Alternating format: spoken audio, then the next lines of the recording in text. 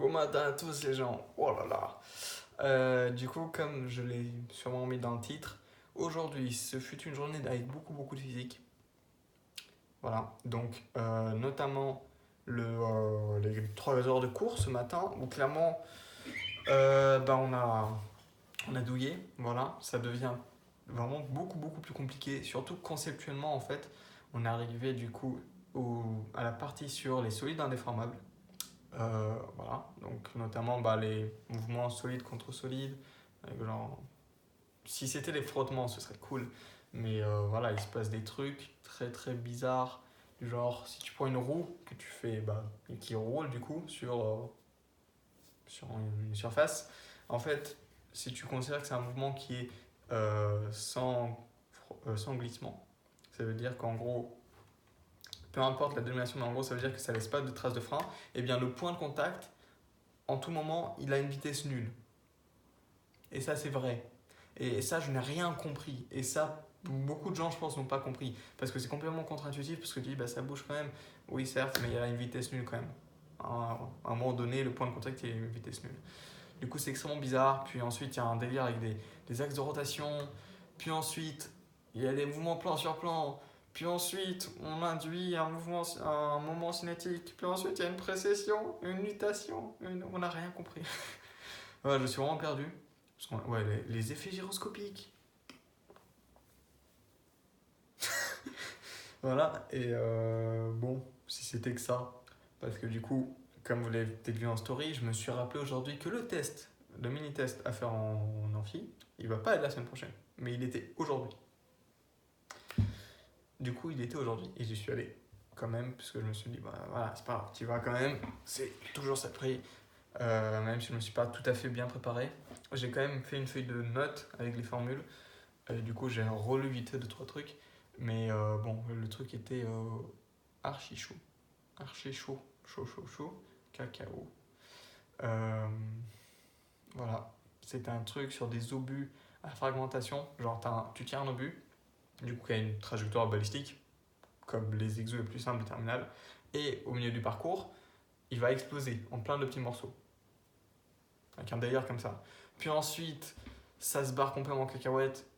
Genre, ils te disent, oui, et du coup, quand ça touche le sol, il faut que tu calcules le temps qu'ils mettent tous pour aller au sol et que tu remarques qu'en fait, peu importe l'obus, peu importe, le fragment d'obus, peu importe son poids, ou sa masse, ils arrivent tous en même temps au sol. Et la trajectoire, on te dit que c'est un cercle, il faut que tu trouves le centre du cercle, le rayon du cercle. Pourquoi? On ne sait pas. Euh, C'était abusé. C'était abusé. Du coup, j'ai fait grosso modo la moitié du test.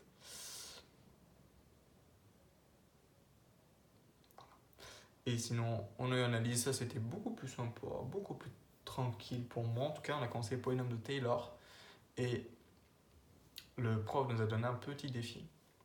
Un petit défi, c'est sympa, que je peux vous donner si vous voulez, mais ça va être un peu long. Donc en gros, il fallait pour demain qu'on fasse une phrase pour définir le nombre le plus grand qu'on peut. Une phrase avec les mots du dictionnaire et une phrase qui a, on va dire, 40 mots maximum. Du coup, on peut utiliser n'importe quoi. Par exemple, tu prends un très grand nombre, genre 369, puissance 69, puissance 69, puissance 69, puissance 69, blablabla. Il faut juste que tu aies 40 mots maximum. Et du coup, l'idée, c'était d'être celui qui a le plus grand nombre de mots. Du coup, moi, je me suis dit, bon, tu vas être malin, tu vas faire un truc court, et du coup, tu passes après tous les autres, et tu dis, moi, je prends la somme de tout ce que vous avez dit, une connerie comme ça. Puis il nous a rappelé, en fait, je pense que c'est là où il voulait en venir, en fait, mais même si ça ne traite pas tout à fait des maths, mais plus de l'ICC, parce que c'est un truc qu'on a vu en ICC, c'est que, voilà, tu peux considérer que avec tes 40 mots maximum et tous les mots dans le dictionnaire, tu peux définir un nombre fini du coup de mots, et donc un nombre fini de nombres. Et du coup, on a forcément qui est le plus grand. Maintenant, si je te donne cette phrase, le nombre que je choisis est le plus petit nombre des nombres que je ne peux pas énoncer. Tu comptes le nombre de mots, ça fait moins de 40 mots. Merde, il y a un paradoxe. Ça veut dire que je peux énoncer les mots que je ne peux pas énoncer.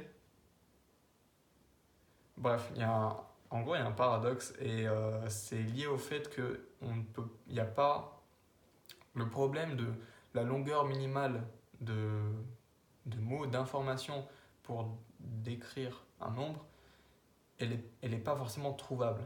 Voilà. On a vu ça en ICC, c'est un des problèmes de l'informatique théorique qui a été montré que c'est un problème qui est indécidable, si je ne m'abuse sur la formulation.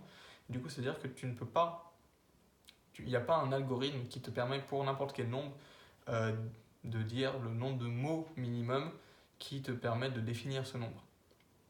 Voilà. Donc je pense que c'est exactement à ça que voulait arriver notre prof, à ça comme réflexion. Donc il a bien fait de manière subtile. Mais je pense que ceux qui se rappellent un peu des cours d'ICC auront deviné. Voilà, sinon j'ai rien d'autre à vous raconter. Bonne soirée à vous. Je retourne bosser ma prog parce que demain matin j'ai examen de prog de 2 heures. Non, 1h45. Et je vais essayer de quand même pas douiller et d'avoir mieux que ma note de la dernière fois en ICC pour remonter un peu. Puis voilà, je vous laisse. Bonne soirée, abonnez-vous. Je vous montre le truc imaginaire et puis ciao.